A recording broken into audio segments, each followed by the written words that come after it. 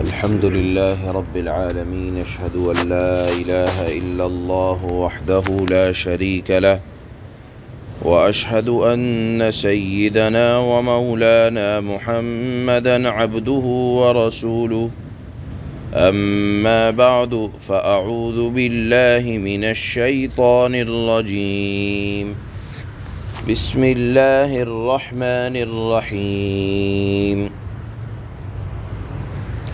والسماء ذات البروج واليوم الموعود وشاهد ومشهود. صدق الله مولانا العلي العظيم. یہ سورۃ البروج ہے۔ بروج کے معنی آتے ہیں حصہ، مقرر کیا ہوا راستہ۔ آسمان کے اندر مختلف برج ہیں، مختلف راستے ہیں۔ آسمان کے مختلف حصے ہیں، اور اسلام کے آنے سے پہلے بھی عرب لوگ زمانہ جاہلیت کے اندر بھی آسمان کے اندر 12 برج کے قائل تھے، اور ان کے الگ الگ نام بھی دے رکھے تھے کہ ستاروں کے کسی حصے میں ایک جگہ مل جانے کی وجہ سے اگر ان کو کوئی شکل محسوس ہوتی تو کہتے تھے کہ یہ تو ستارے اس طرح لگ رہے ہیں جیسے کوئی بیل ہو۔ اسی طرح اس کا نام رکھ دیا کرتے تھے برج ثور۔ ثور کے معنی بیل کے آتے ہیں، کہ یہ والا آسمان کا برج ایسا لگ رہا ہے جیسے بیل کی شکل، یعنی آسمان کے اس حصے میں ستارے اس طرح جمع ہو رہے ہیں جیسے بیل۔ اسی طرح کسی حصے کا نام برج حوت رکھ دیا کرتے تھے کہ ستارے اس طرح سے وہاں جمع ہیں کہ لگتا ہے کہ کوئی مچھلی سمجھ میں آ رہی ہے۔ بہرحال آسمان کے پہلے سے 12 حصے مقرر کیے ہوئے ہیں، اور ان کے مختلف نام بھی رکھ رکھے تھے، لیکن اتنی بات تو طے ہے کہ آسمان کے مختلف حصے ہیں جس میں سورج اور چاند پہنچتے ہیں، اور وہیں انہی سورج اور چاند کے پہنچنے کی وجہ سے کبھی تو گرمی میں اضافہ ہوتا ہے، کبھی دن بڑھتا ہے، کبھی رات گھٹتی ہے، کبھی رات بڑھتی ہے، دن گھٹتا ہے، سورج کے مختلف برج میں پہنچنے کی وجہ سے، مختلف راستوں میں چلنے کی وجہ سے۔ تو معلوم یہ ہوا کہ اللہ نے انہی برجوں کی قسم کھائی کہ دیکھو اہل بصیرت پر یہ بات بالکل کھل جائے کہ کائنات کی کوئی شے اپنی ایک حالت پر قائم نہیں ہے۔ ہر دن دنیا کے اندر بڑے بڑے انقلابات ہوتے رہتے ہیں، کبھی گرمی ہے تو کبھی سردی ہے، کبھی بہار ہے تو کبھی خزاں ہے، کبھی دن بڑے کبھی رات چھوٹی۔ اس دنیا میں اس طرح کے انقلابات آ رہے ہیں، تو ظالموں اور جابروں کے غرور کو توڑا جا رہا ہے۔ یہ روزمرہ کے انقلابات، بدلنے والی چیزیں، یہ ہم سب کو متنبہ کر رہی ہیں کہ ہماری عمر ایک حالت پر نہیں ہے، کل کیا تھے آج کیا ہیں۔ ان تمام تبدیلیوں سے اللہ پاک ایک بات سمجھانا چاہتے ہیں کہ دیکھو کوئی شے جوانی ہمیشہ کی نہیں ہے، خوبصورتی ہمیشہ کی نہیں ہے، ہر چیز کے اندر بدلاؤ ہے، کائنات کے اندر بدلاؤ ہے۔ ہر صاحب اقتدار کو سمجھ لینا چاہیے کہ اقتدار کل نہیں تھا، آج ہے اور کل نہیں رہے گا۔ جس طرح سے گرمی ہمیشہ نہیں رہتی، سردی ہمیشہ نہیں رہتی، بلکہ یہ تو سورج کے مختلف حصوں میں سورج کے پہنچنے کی وجہ سے، چاند کے مختلف برج میں پہنچنے کی وجہ سے ہوا کرتی ہے۔ تو نہ تو اقتدار ہمیشہ رہنے والا، نہ مالداری ہمیشہ رہنے والی، نہ کسی کا غرور ہمیشہ رہنے والا۔ یہ انقلابات ہو رہے ہیں، یہ سب اللہ رب العزت والجلال کی طرف سے ہو رہے ہیں۔ تو اللہ نے پہلی آیت میں یہی قسم کھائی ہے، وَالسَّمَاءِ ذَاتِ الْبُرُوجِ، قسم ہے برجوں والے آسمان کی، کہ آسمان میں مختلف حصے ہیں، اور بیان کیا جاتا ہے کہ 12 برج ہیں، یعنی 12 راستے ہیں، اور سورج اور چاند انہی کے درمیان دائر رہتے ہیں، جس کی وجہ سے دنیا میں بڑے بڑے انقلابات آیا کرتے ہیں۔ اللہ نے ایک چھوٹی سی قسم کھائی، لیکن اس کے اندر معانی کی گہرائی خوب ہے۔ اسی مناسبت سے اس سورت کا نام سورۃ البروج رکھا گیا۔ یہ سورت، اس سورت کا ایک شان نزول ہے۔ شان نزول یہ ہے کہ یہ سورت اس وقت نازل ہوئی جب قریش مکہ نے مسلمانوں کے اوپر دنیا اتنی تنگ کر دی، چونکہ کفار مکہ یہ سمجھتے تھے کہ یہ دین نیا آیا ہے، اور یہ ہمیں اپنے پرانے دین یعنی دیوی دیوتاؤں کے متعلق ان کو ہلکا دکھا رہا ہے اور اس کی تردید کر رہا ہے۔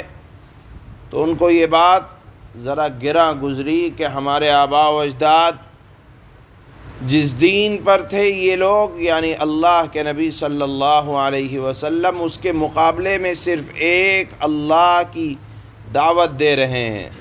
لہذا شروع میں تو وہ سخت باتیں کیں، لیکن ایک وقت یہ آیا کہ ڈھٹائی بڑھتی چلی گئی اور ظلم و تشدد بڑھتا چلا گیا۔ جلتی ہوئی ریت پر جہاں کا ٹمپریچر بھی 120 ڈگری، اور جہاں کی گرمی کا عالم یہ ہے کہ لگتا ہے کہ زمین آگ اگل رہی ہے، ایسے نازک سخت حالات میں عورتوں کے اوپر ظلم۔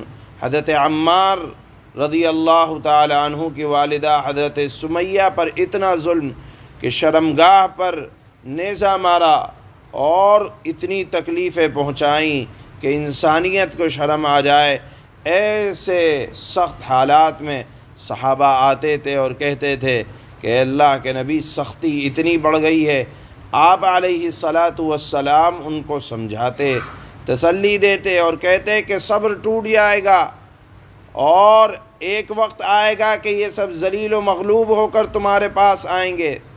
جب اللہ کے نبی اس طرح سمجھاتے تو کفار مکہ تک جب یہ باتیں پہنچتی کہ ان کے نبی نے تو ان کو تسلی دے دی، تو اور ٹھٹا کرتے، تمسخر کرتے، استہزاء کرتے کہ دیکھو آج تو ان کے اوپر اتنا ظلم ہو رہا ہے، اور ان کے نبی صلی اللہ علیہ وسلم ان کو اس طرح کے الفاظ کہہ رہے ہیں کہ مکہ والے بھی مغلوب ہو جائیں گے، اور مکہ ایک دن مسلمانوں کے ہاتھ میں آئے گا تو اور ان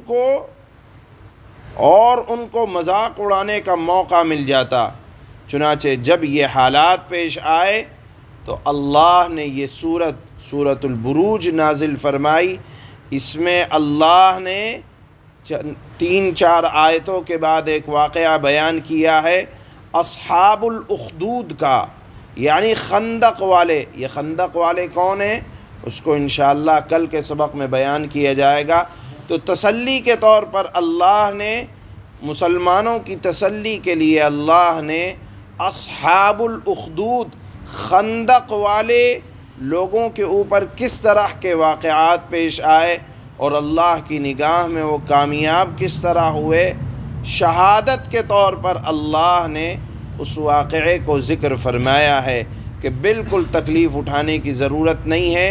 یا اپنے دل کو چھوٹا کرنے کی ضرورت نہیں ہے۔ ایک وقت آئے گا کہ یہ تمام کے تمام مغلوب ہوں گے اور اللہ عزت عطا فرمائے گا، جس طرح اللہ نے خندق والوں کو اللہ نے عزت عطا فرمائی تھی۔ چنانچہ اسی واقعے کو بیان کرنے سے پہلے اللہ نے چند قسمیں کھائی ہیں، جس میں پہلی قسم اللہ نے برجوں والے آسمان کی کہ کیسے کیسے انقلابات اللہ دنیا میں لا رہے ہیں۔ لہذا اگر آج کفار مکہ کا اقتدار ہے تو ان کو اقتدار پر ذرا ناز کرنے کی ضرورت نہیں ہے۔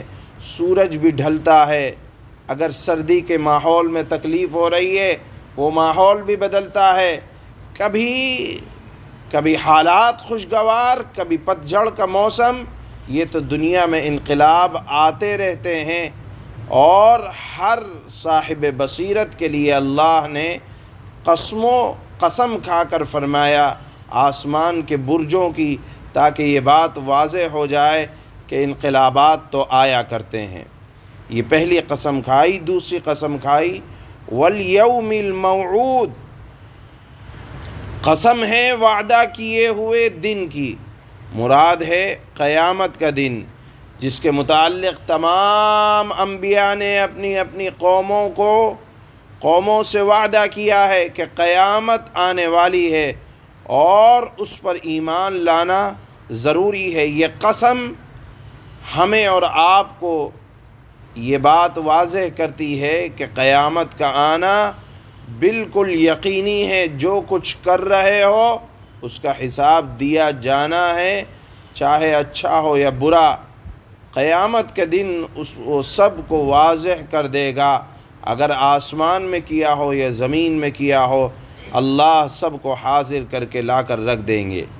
تیسری قسم کھائی اللہ نے وشاہد ومشہود۔ شاہد کا ترجمہ ہے حاضر ہونے والے، اور مشہود کا ترجمہ ہے جس کے پاس حاضر ہوا جائے۔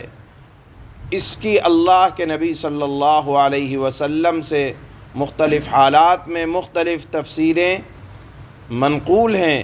چنانچہ شاہد کی تفسیر بعض علماء نے جمعہ کے دن سے کی ہے کہ جمعہ کا دن حاضر ہونے والا ہے، اور مشہود کی تفسیر عرفہ کے دن سے کی ہے کہ تمام حاجی عرفہ کے دن میں جا کر وہاں سب ایک دوسرے کے پاس اکٹھا ہوتے ہیں میدان عرفات میں، تو مشہود کا ترجمہ میدان عرفات سے بھی کیا گیا ہے۔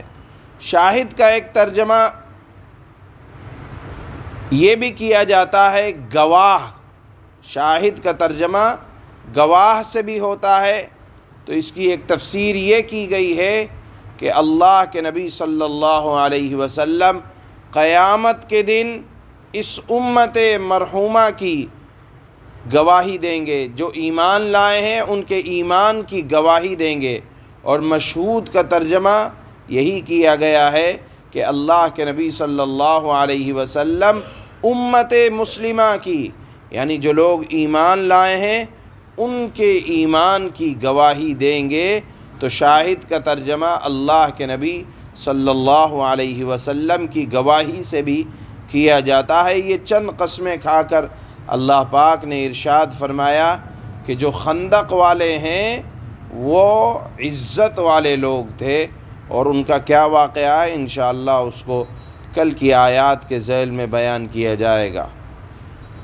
اللہ نے آج کی ان چند آیتوں میں جو قسمیں کھائی ہیں اس کا ترجمہ یہ ہے کہ پہلے اللہ فرماتے ہیں بسم اللہ الرحمن الرحیم، شروع اس اللہ کے نام سے جو بڑا مہربان نہایت رحم کرنے والا ہے۔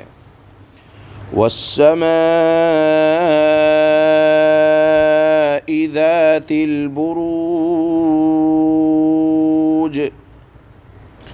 قسم ہے برجوں والے آسمان کی۔ آسمان کے اندر مختلف برج ہیں، مختلف راستے ہیں، جس کی وجہ سے دنیا میں انقلابات آیا کرتے ہیں۔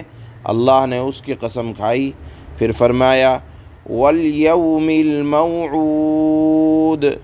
اور اس دن کی قسم جس کا وعدہ کیا گیا ہے مراد ہے قیامت کا دن، وشاہد ومشہود، اور حاضر ہونے والے کی اور اس کی جس کے پاس لوگ حاضر ہوں گے۔